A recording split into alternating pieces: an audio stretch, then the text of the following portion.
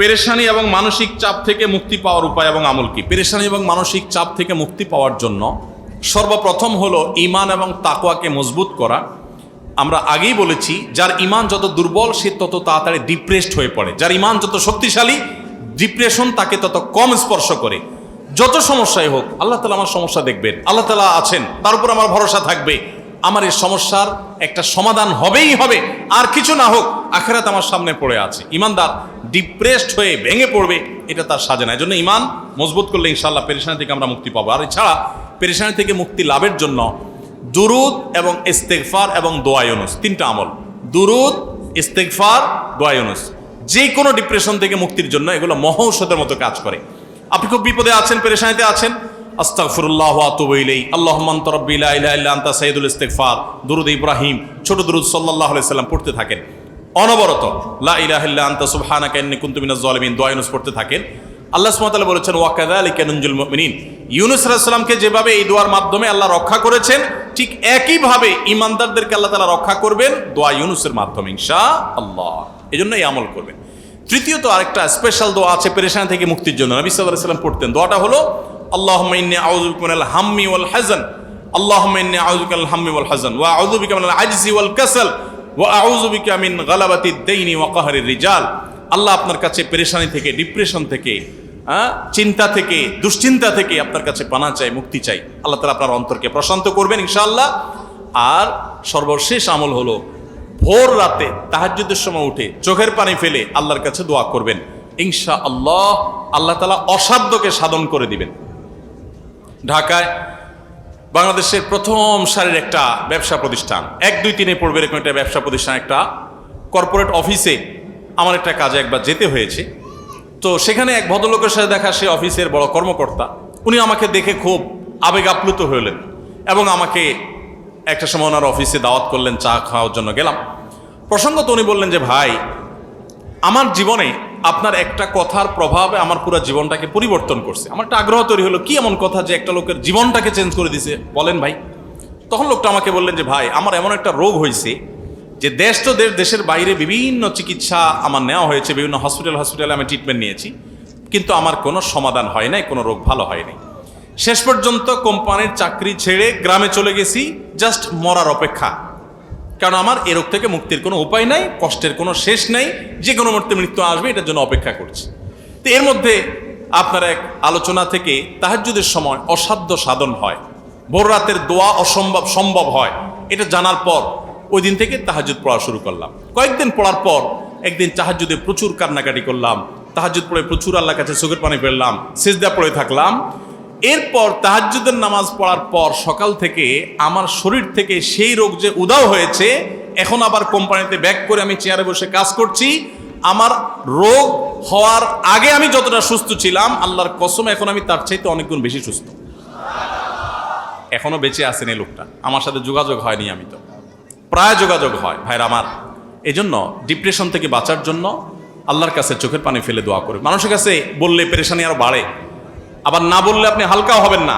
চোখের পানি ফেলে আল্লাহকে মন খুলে বলেন, একাকি কেউ যেন না শুনে, চিৎকার করে করে বলেন। এই যে রমজান আসছে, সারা বছর তাহাজ্জুদ পড়তে পারেন না, কিন্তু রমজানে তো আপনি সাহরি খেতে উঠেন। সাহরি খেতে উঠলে ওই টাইমে ভোর রাতে একটু আল্লাহর কাছে দোয়া করেন, এই টাইমে দোয়া কবুল হয়।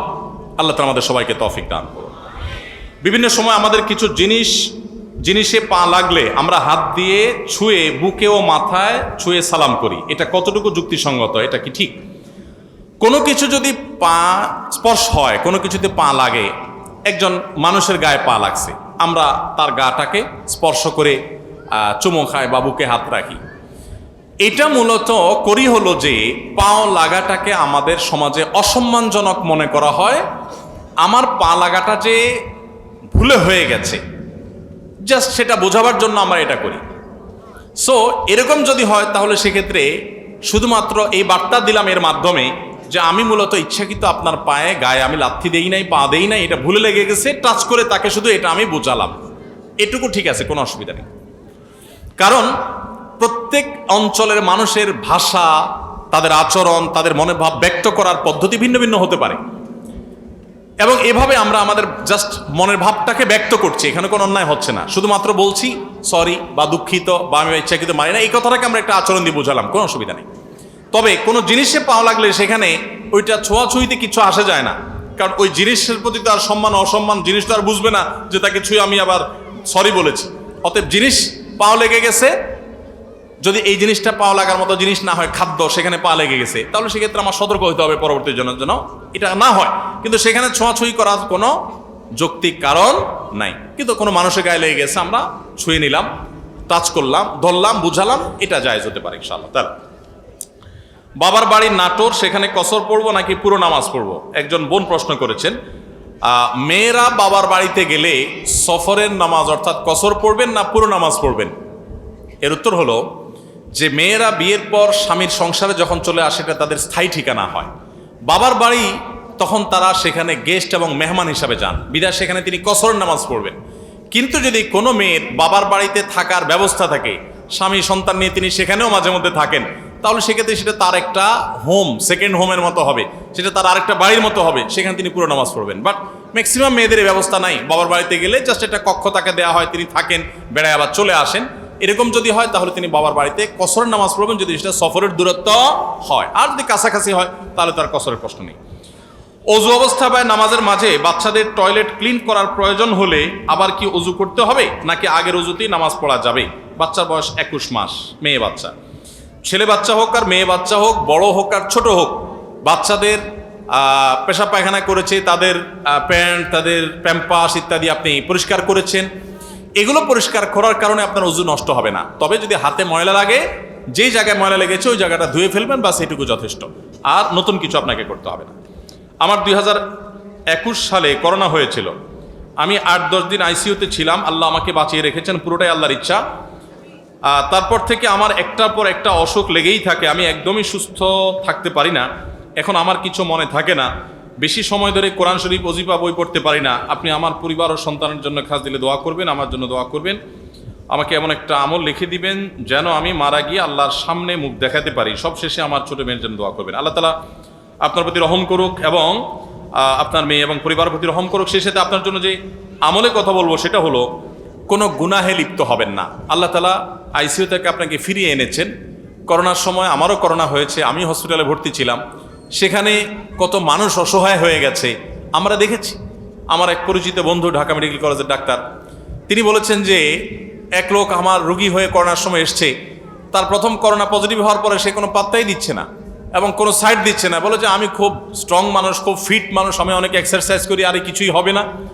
বলে যে 2-4-5 দিন যাওয়ার পর আস্তে আস্তে আস্তে আস্তে যখন সে উইক হয়ে আসছে, একটা পর্যায়ে আইসিইউতে চলে গেছে, তখন সে একদম আইসিইউ যাওয়ার আগ মুহূর্তে সে একেবারে সুইর মতো সোজা হয়ে গেছে, তার সব বাহাদুরি শেষ পর্যন্ত লোকটা বেঁচে ছিল। এবং ওই ডাক্তার সাহেব আমাকে বলেন যে যতবার দেখা হয় তার সাথে আমি জিজ্ঞেস করি কি খবর আপনার বাহাদুরির, তো বলে যে মাথাটা তার নিচু হয়ে যায়।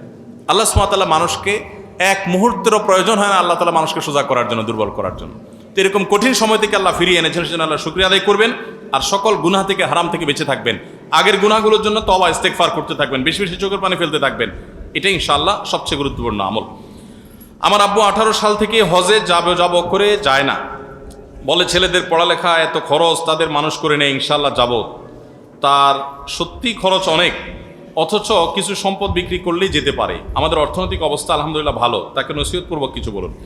দেখুন, প্রথম কথা হলো যে মাশাআল্লাহ, এটা ভালো কথা যে ছেলে বাপরে নসিহত করার জন্য চিঠি লিখেছে, এটা তো অনেক আনন্দের বিষয়। আমাদের ঘরে যে এরকম ছেলে আছে যে বাবার সংশোধন চায়, এটা তো আনন্দের বিষয় আলহামদুলিল্লাহ।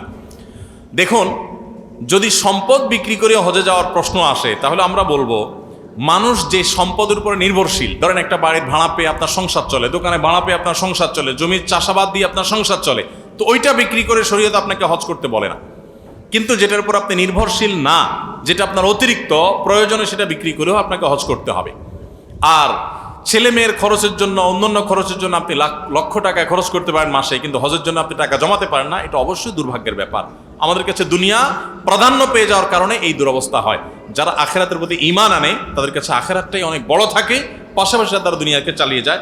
অতএব এরকম মানুষকে আমি বলবো, কোনো আল্লাহওয়ালা, কোনো নেককার মানুষের সোহবত, কোনো আমলদার মানুষের, কোনো আব্দে সালেহ বা নেককার আল্লাহওয়ালা মানুষের সোহবতে তাকে বেশি বেশি নেন, ইনশাআল্লাহ আশা করা যায় তার ভিতরে দুনিয়ামুখীতা কমবে এবং দিনদারিতা বাড়বে। এতিম বাচ্চাদের জন্য দান সাদকা চাইতে আসে, এটা কি দেওয়া উচিত? এতিম বাচ্চাদের জন্য দান সদকা যারা চাইতে আসে, এটার একটা রূপ ঢাকায় আছে, যশোরেও আছে আমি জানি। সেটা হলো যে কিছু বাচ্চা কাচ্চা ছেলে ফেলেকে পাঠায় দেয় বিভিন্ন এতিমখানার রসিদ দিয়া, কাগজপত্র দিয়ে। তারা এসে বলে আমরা এতিমখানা থেকে আসছি, আমাদের কোরআন শরীফ কিনতে টাকা লাগবে, আমাদের খাবারের টাকা নাই। এসে ঘরে ঘরে তারা নক করে, আসেনি? এদেরকে পাইলে বাচ্চাদেরকে তো আর তাদেরকে তো আর কিছু বলা উচিত হবে না। বাচ্চাদেরকে ধরে একটু ভালো বুড়া খাওয়ান আর বলেন যে তোমাদের হুজুরে ফোন করো, একসাথে যত টাকা পয়সা সব হুজুরে দেব। এরপরে হুজুর আসার পরে তারা বসে ভালো করে সাইজ করেন, আর এটা হুজুরের বিজনেস যদি হয় তাহলে তাকে আইনের হাতে সুপর্দ করে দেন। কারণ এদের বড় একটা অংশ ফ্রড, প্রতারক। তারা এই বাচ্চাগুলোকে পুঁজি হিসাবে ব্যবহার করে এবং এটা ইসলাম এবং মুসলমানদের জন্য অপমানজনক। আমরা আমাদের আসুন্নাহ ফাউন্ডেশন থেকে ইয়েতিম লালন পালন করার জন্য ইয়েতিম আমরা খুঁজে পাই না। খুঁজে পাই না মানে কি? এতিম যারা আছে বিভিন্ন মাদ্রাসায় তাদের স্পন্সর আছে, স্পন্সর নাই এরকম এতিম আমরা খুঁজি। আমরা সার্কুলার দেই প্রতি বছর যে সারা দেশে যত এতিম আছে, যারা অসহায় আছে, তারা আবেদন করেন, তাদের শতভাগ স্কলারশিপ, তাদের সকল খরচ খরচা আমরা বহন করব আমাদের এতিম ফান্ড থেকে। তো সেখানে প্রপার এতিম পাইতে কষ্ট হয়ে যায়, আর এখানে এতিম খানা পায় না, দুয়ারে দুয়ারে খানা আর কোরআন শরীফ কিনতে টাকার জন্য যায়। এদের অনেককে আমি ধরেছি এবং তাদের হুজুরদের ফোন দেওয়ার পর সদুত্তর দিতে পারে না। এদের অনেকেই প্রকৃত অর্থে হুজুরও না, জাস্ট লেবাস লাগাইছে, এই বাচ্চাগুলো দিকে তারা বিজনেস করে।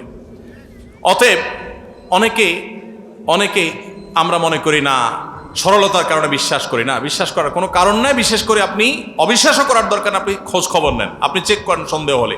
তবে এটা ঠিক, ওয়াম্মা সাইলা ফালা তানহার, যারা মানুষের কাছে চায় তাদেরকে ধমক দিতে আল্লাহ নিষেধ করেছেন। বিদায় তাদেরকে, বাচ্চাদেরকে আপনি ধমক দিবেন না, কিন্তু নাটের গুরুগুলোকে খুঁজে বের করবেন যে কেন আল্লাহর দ্বীনকে তুমি অপমান করছো। বহু মাদ্রাসা আছে, সেখানে এতিমদের ফান্ড আছে, তহবিল আছে, গোরবা ফান্ড আছে, সেখানে ভর্তি হবে। প্রয়োজনে হুজুররা যাবে তাদের কালেকশনের জন্য, বাচ্চাদেরকে কেন পাঠানো হবে?